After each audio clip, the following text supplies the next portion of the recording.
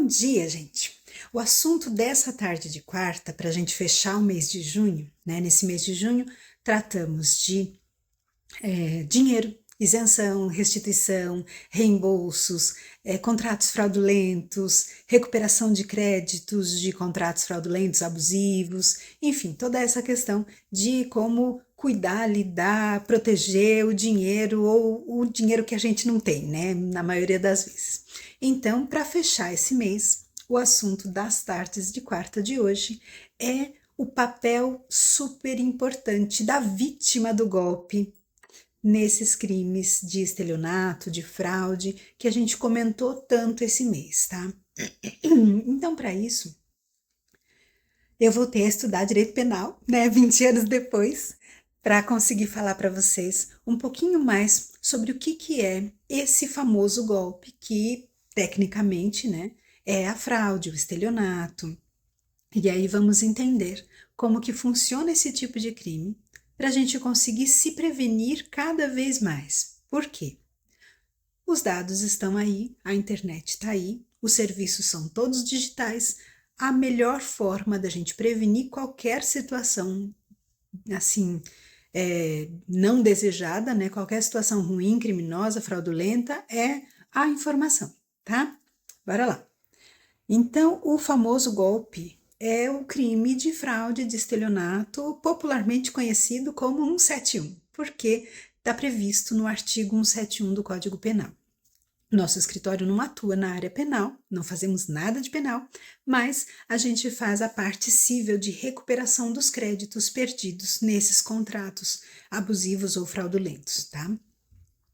E aí lá no Código Penal, eu estou lendo aqui, o que vocês devem estar vendo aí em algum lugar aí da tela também, no artigo 171 fala, obter para si ou para outra em vantagem ilícita, em prejuízo alheio, induzindo alguém em erro mediante algum tipo de fraude. Né? O artigo fala de ardil, artifício, qualquer meio fraudulento, e isso pode dar uma pena de reclusão de 1 a 5 anos. A pena de reclusão, ela começa com um regime fechado, em tese, né?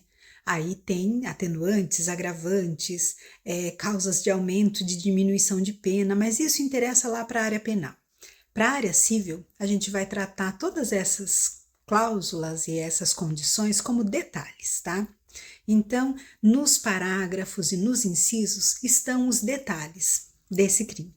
Aí, no parágrafo 1º, se o criminoso for réu primário, o juiz pode reduzir a pena, do jeitinho que está previsto lá no artigo 155, no parágrafo 2º.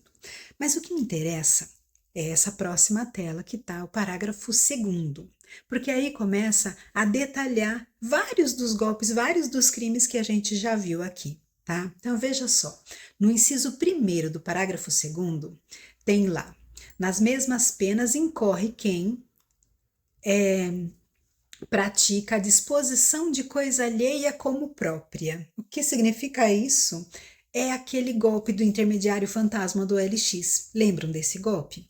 A pessoa conversa com o vendedor anunciou alguma coisa no OLX e o golpista conversa com o vendedor como se fosse um comprador e também anuncia o mesmo produto com os mesmos dados, com as informações do vendedor verdadeiro, e conversa com o comprador como se fosse o vendedor, e coloca os dois em contato com as informações todas verdadeiras, ou seja, o golpista passa para o comprador as informações verdadeiras do vendedor e o golpista passa para o vendedor as informações verdadeiras do comprador.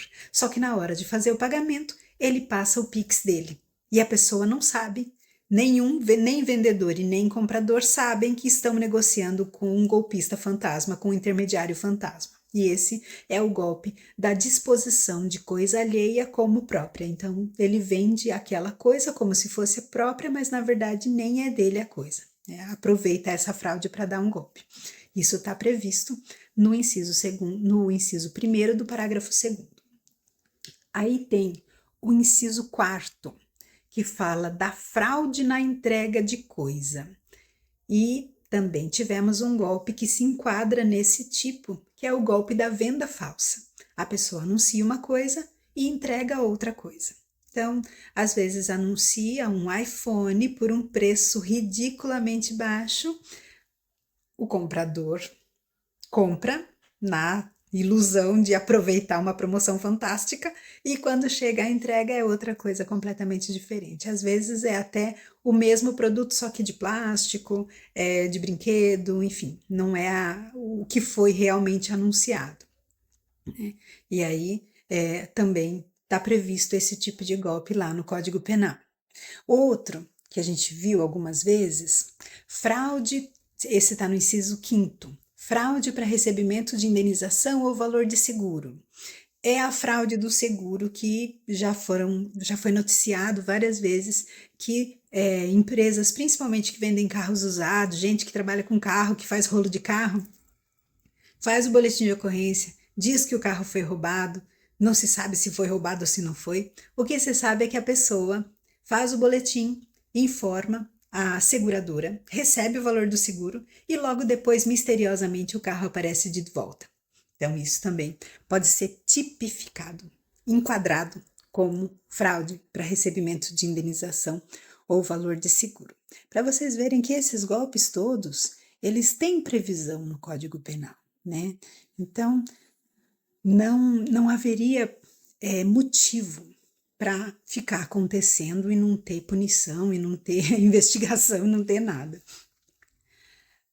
A fraude eletrônica, que é o golpe do momento, por ligação ou por mensagem, o golpe do falso advogado, do falso bancário.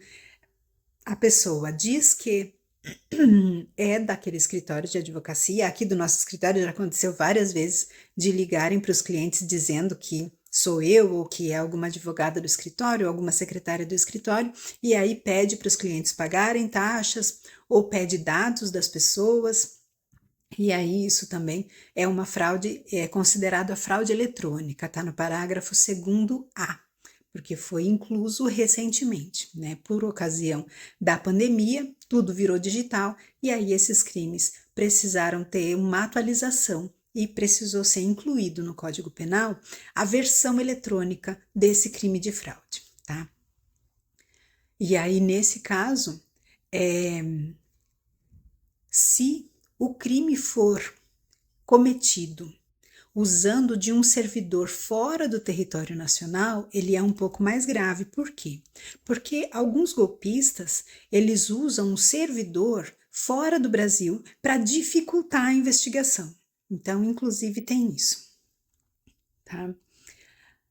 A pena ainda pode aumentar mais um pouquinho no parágrafo 3º, quando esse golpista finge que é um servidor público. Então, quando o golpe é alguém fingindo que é do INSS ou que é de algum serviço público, porque aí a pessoa acredita, né, que vai conseguir receber aquele benefício, ou o golpista liga dizendo que é da Caixa, que a pessoa tem fundo de garantia para receber, ou que liga dizendo que a pessoa tem aqueles valores do Banco Central para receber. Então, tudo isso, gente, tudo golpe previsto no Código Penal.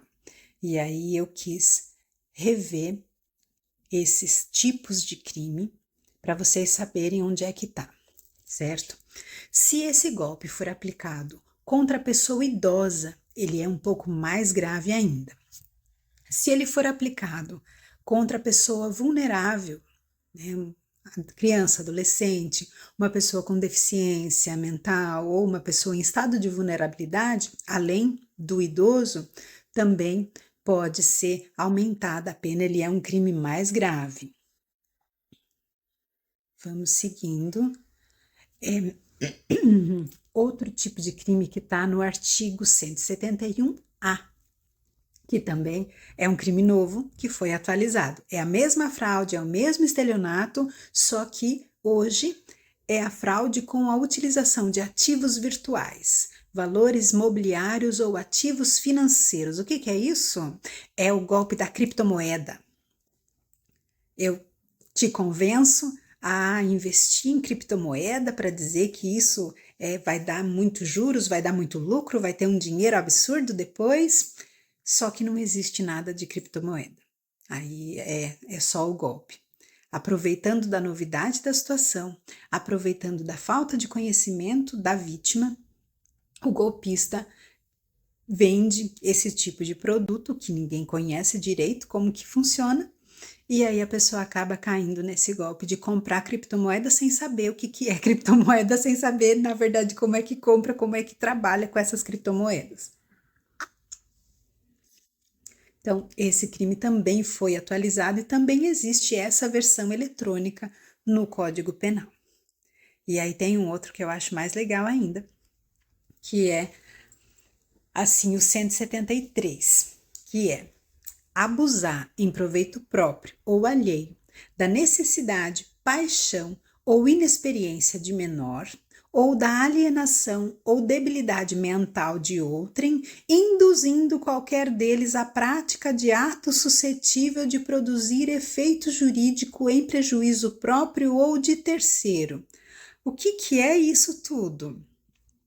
Induzir inocente a investir no jogo do tigrinho ou no jogo de qualquer desses bits, dizendo para a pessoa que é certeza que ela vai ganhar, que é só jogar, que é isso, que é aquilo, e aí cai uma porção de gente nesse tipo de golpe. Então, isso também é crime, tá?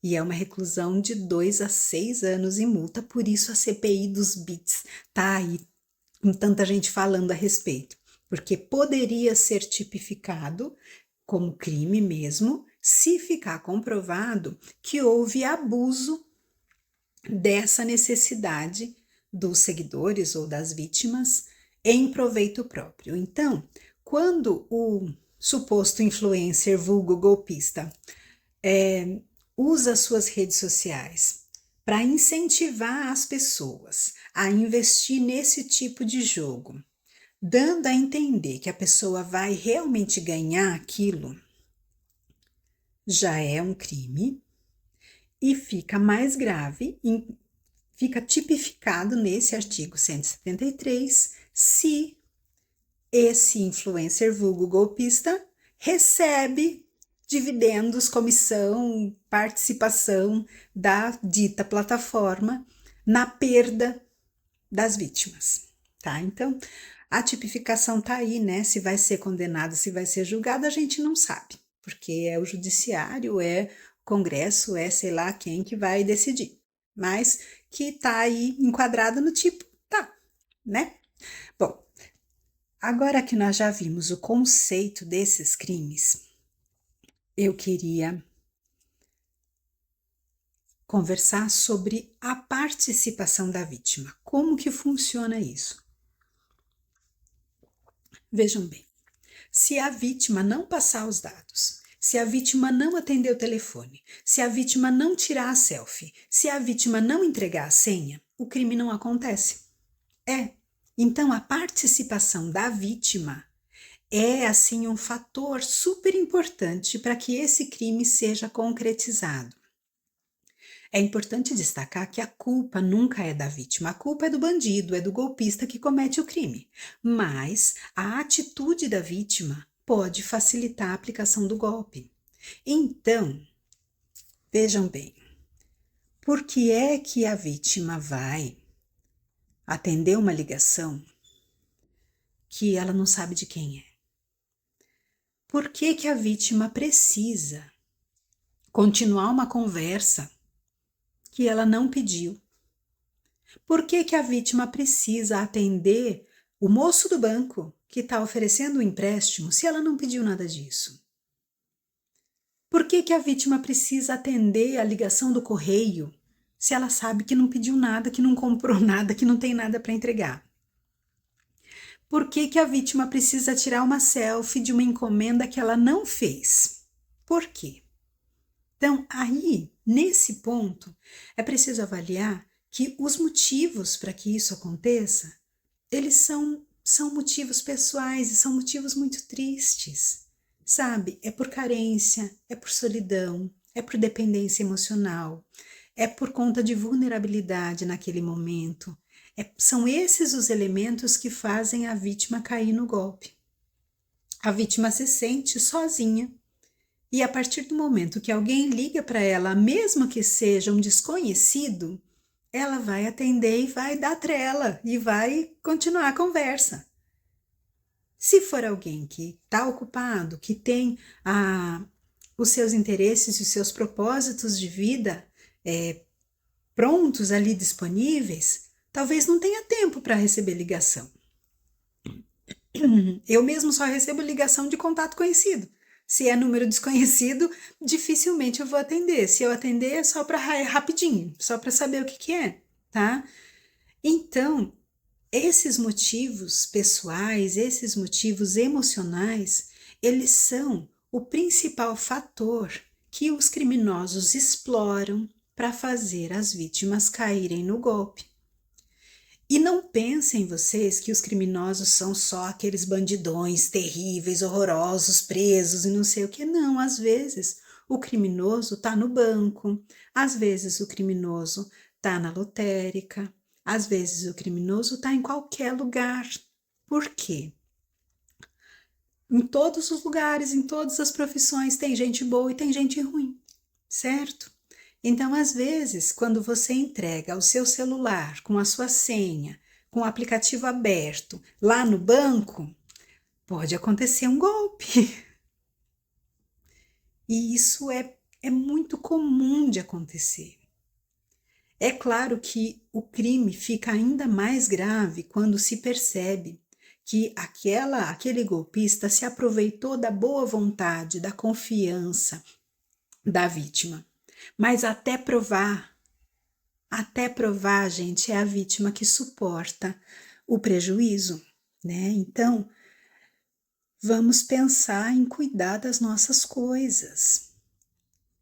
Ao invés da gente contar com terceiros desconhecidos para pôr a senha, para acessar o serviço, para acessar o banco, é preciso um tanto mais de lucidez nesse momento, porque todos os serviços são digitais, eles são mesmo. Será que a gente consegue usar? Será que a gente consegue aprender? Se a gente não consegue usar, se a gente não consegue aprender, a gente precisa de ajuda. Então é preciso ter alguém de confiança para ajudar a fazer esses serviços. E essa pessoa de confiança não é o funcionário ou o colega ou a pessoa que você encontrou ali no caixa eletrônico do banco. Não é a pessoa simpática que está na sua frente oferecendo ajuda de graça. Não, essa pessoa não é de confiança. A pessoa de confiança precisa ser alguém da sua família que, além de ser da sua família, seja de confiança, sim, ou então precisa ser um profissional contratado, porque aí você pode cobrar a responsabilidade, tá? Então, cada vez mais, assim, a partir do momento que todos esses negócios são digitais e que você tirou ali uma foto, pronto, confirmou o empréstimo, nossa, cada vez mais a assessoria de profissionais registrados, competentes e contratados expressamente passa a ser cada vez mais importante, tá? Se há um tempo atrás eu falava para os clientes, olha, antes de assinar o contrato, manda uma foto para mim, por favor, para depois não ter que ir resolver, correr atrás do prejuízo, né? Então, hoje em dia, eu falo para os clientes, vamos conferir a segurança das suas senhas, vamos conferir a segurança das contas, vamos conferir a segurança de todos os dados, porque nem precisa assinar o contrato, basta tirar a selfie. Então, estamos vivendo momentos de transição. São muitas oportunidades, porque toda essa digitalização trouxe uma velocidade muito grande para os negócios, né, para todos os serviços, para trabalhos remotos e tudo mais, mas trouxe também uma vulnerabilidade de colocar à prova a capacidade da nossa população de se adequar e se adaptar a esse tipo de serviço. E aqui no nosso país, na nossa cidade, no nosso estado, a gente tem situações assim peculiares que não acontecem em outros lugares. A gente tem, na mesma cidade, às vezes no mesmo bairro, pessoas que conhecem muito, que têm assim a possibilidade de usufruir desses serviços de um jeito muito eficaz, e temos na mesma localidade pessoas que têm dificuldade até para ler e escrever. Essa desigualdade, essa disparidade de capacidade técnica, de informação, ela permite esses golpes acontecendo. Porque aquela pessoa que tem capacidade, que está mal intencionada, que quer cometer o crime, vai procurar os mais vulneráveis para cometer esse crime. E não são somente idosos. Essa vulnerabilidade, ela acontece, pode acontecer com qualquer um, dependendo do momento que a pessoa está. Às vezes a pessoa está na correria, vai atender uma ligação ou vai responder uma mensagem rapidinha, nem confere o que está acontecendo. Por quê? As mensagens e a comunicação é tão rápida que a gente nem tem tempo de conferir as coisas. É preciso conferir. É preciso cada vez mais dar uma pausa e prestar atenção naquilo que você está fazendo naquele momento, para ter certeza de que são negócios válidos, idôneos, que não vão te prejudicar, tá? Isso enquanto vítima, essa é a participação da vítima. Se a vítima, assim que receber o contato do golpista, ela parar, respirar, conferir todos os dados antes de dar qualquer resposta, já evita bastante os golpes. Agora tem uma outra participação, ainda mais terrível e ainda mais complicada, que a gente vai lidar. São os cúmplices. E são os cúmplices que nem sabem que são cúmplices. Me contem, coloquem aí nos comentários se vocês quiserem, se vocês já ouviram alguma dessas frases. Por exemplo, você me empresta o seu CNPJ, porque a minha MEI está devendo e eu não estou conseguindo emitir nota fiscal, mas eu preciso trabalhar, eu posso usar o seu CNPJ? Ou então assim, eu estou com o CPF sujo, meu CPF está restrito, eu posso usar o seu nome, posso usar a sua conta, eu pago X por mês para você para usar o seu CPF e abrir uma conta para mim, é rapidinho, é só por uns meses.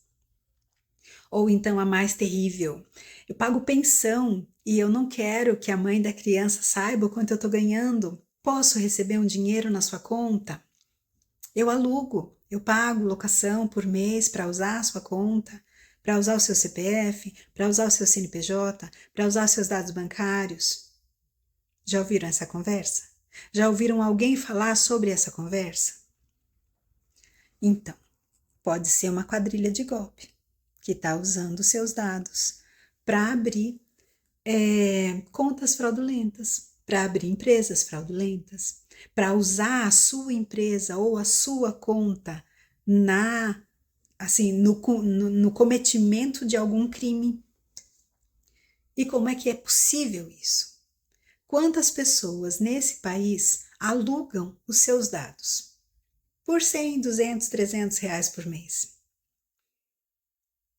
E as pessoas mais inocentes ainda, que saem de casa com um papelzinho anotadinho com o CPF, com a senha, com o número do benefício e entrega lá no banco na hora de receber, entrega na lotérica na hora de fazer qualquer pagamento de conta.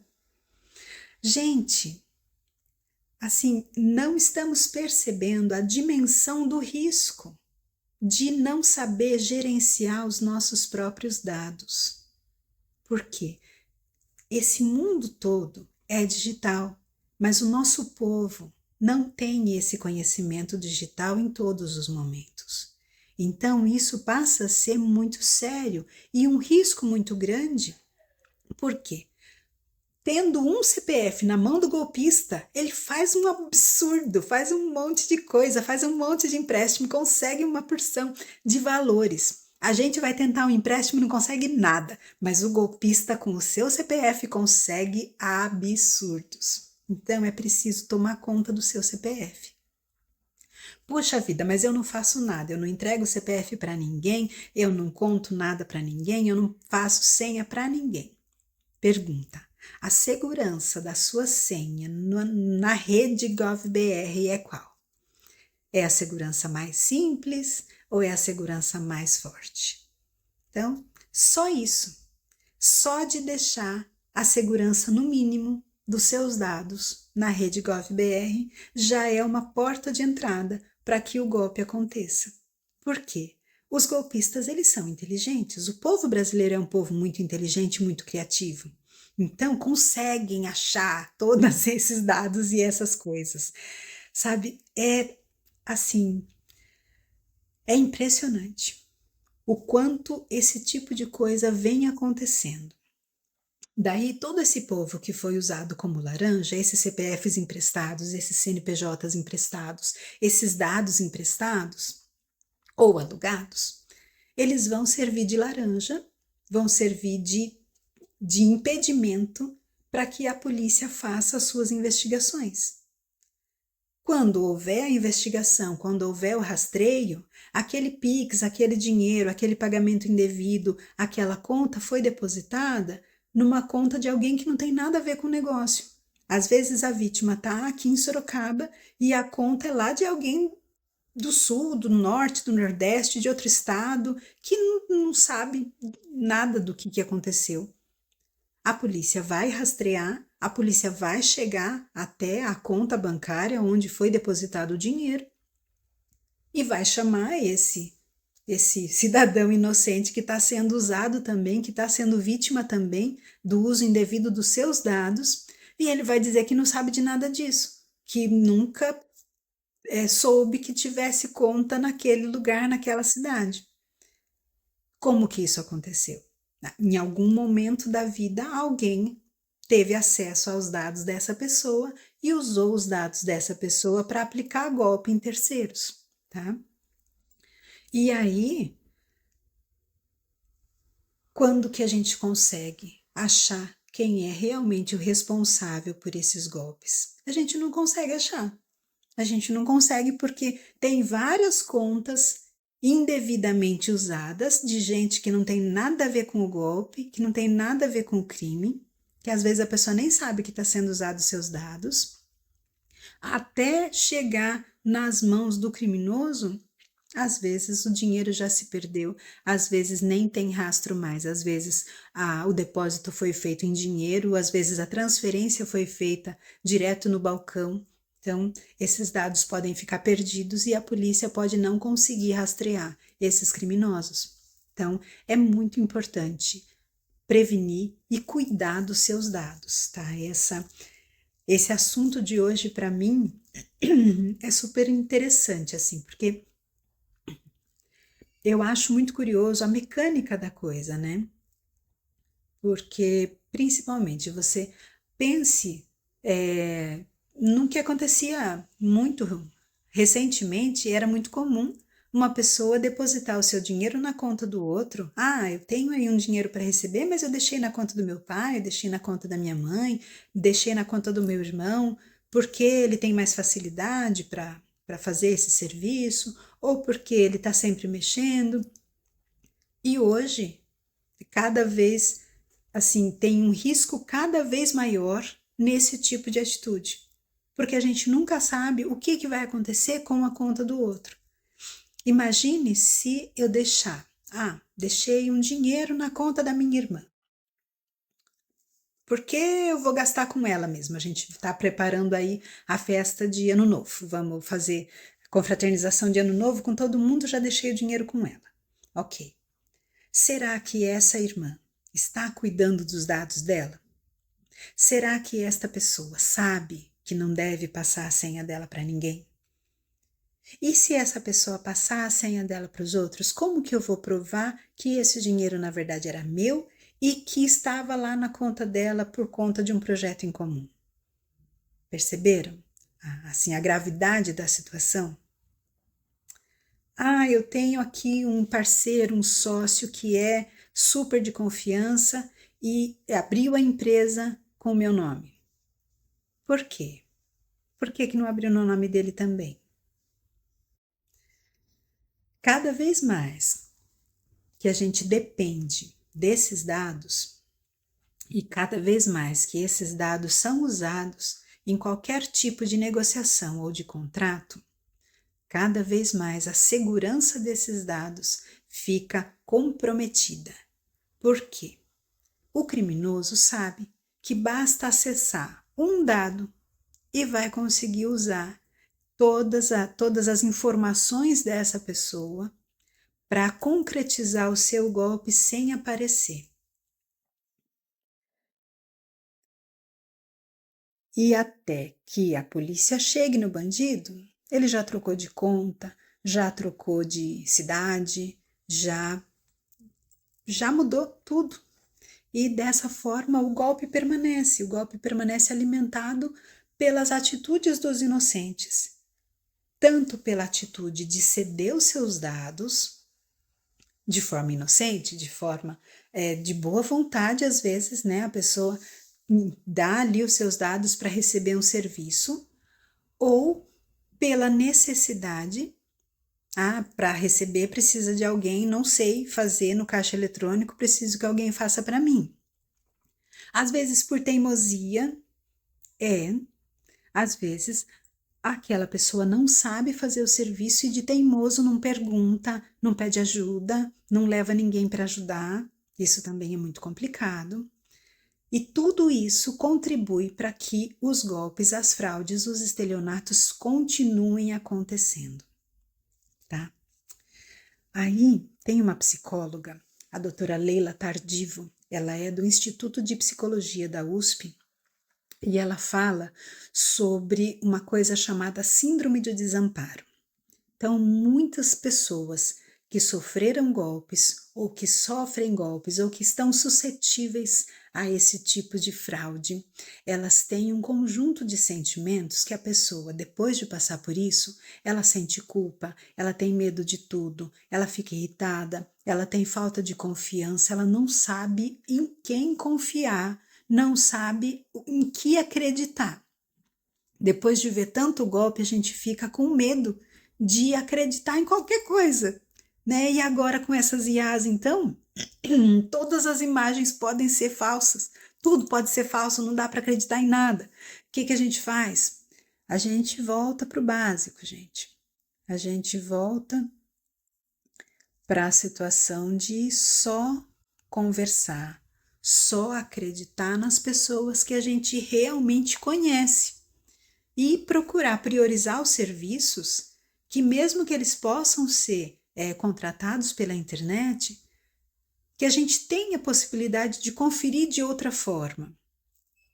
A gente contrata um serviço pela internet, mas existe a possibilidade de ir presencialmente também.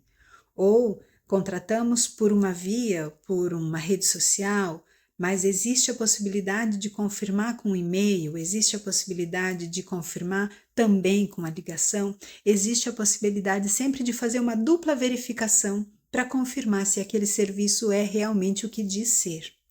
E essa é a nossa realidade de hoje. É necessário confirmar sempre todos os serviços e é preciso repensar o que será que as nossas atitudes estão permitindo que aconteça. Será que a minha atitude de alugar o meu CPF está ajudando que tipo de crime? Será que a minha atitude de emprestar minha conta bancária ou de alugar minha conta bancária, os meus dados, está ajudando que tipo de crime? Se a pessoa pediu para usar a nota fiscal da minha empresa, para que é? Por que ela está pedindo isso? Que tipo de coisa errada que ela está envolvida? Será que eu sou responsável? Sabe, criminalmente, penalmente, não é possível atribuir responsabilidade para alguém que nem sabe que o seu CPF está sendo usado, né? Não estamos aqui falando da esfera criminal. O que eu estou aqui chamando atenção é para nossa consciência, para as atitudes e o resultado dessas atitudes. Então, como resultado da atitude de alguém que emprestou a sua conta, pode ter ocorrido um crime.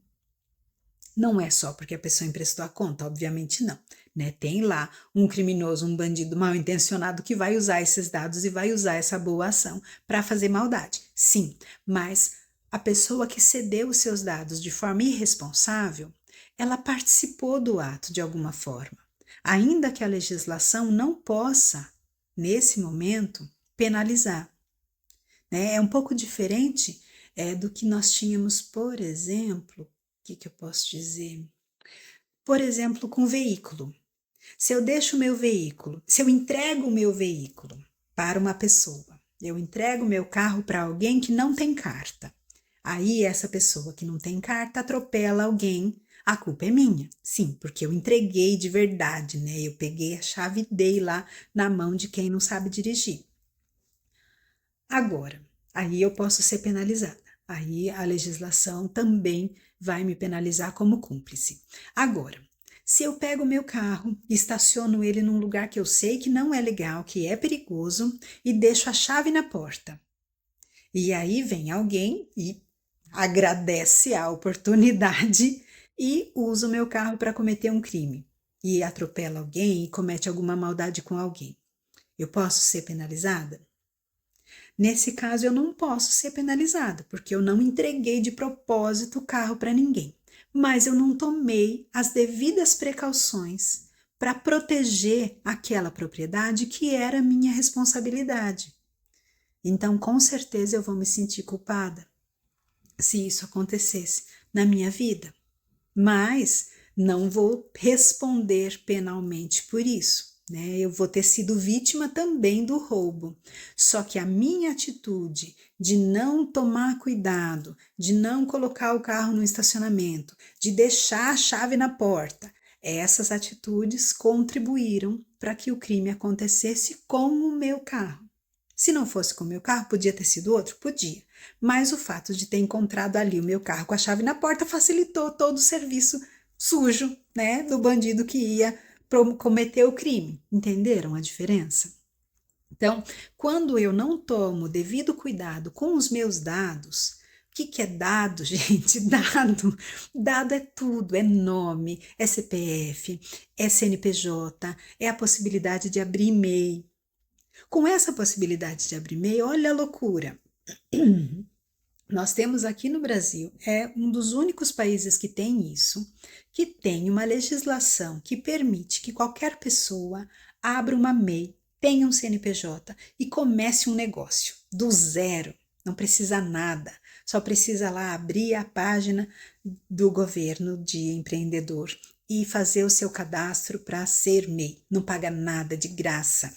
Então, qualquer brasileiro pode abrir o seu negócio do zero, do absoluto zero absoluto.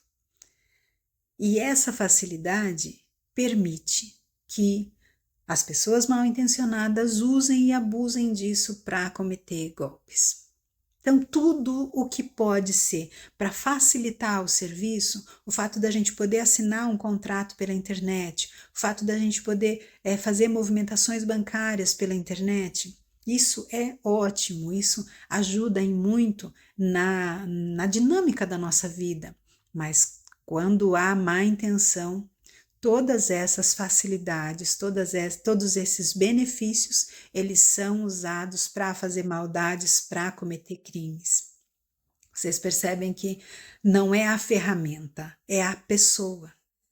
E o que a gente pode fazer é tomar o máximo de cuidado com as ferramentas. Então, meus queridos, depois de todas essas informações e da gente ver e rever esses golpes e como eles acontecem, eu convido vocês à seguinte reflexão. Se eu tenho uma casa, eu preciso cuidar dessa casa. Eu preciso manter a fechadura, eu preciso manter o muro, o portão, eu preciso cuidar daquela propriedade. Se eu tenho uma profissão, eu preciso cuidar da minha profissão, eu preciso manter as mensalidades do meu conselho, eu preciso cumprir com os requisitos da minha profissão, eu preciso me atualizar, né? Isso também é minha responsabilidade.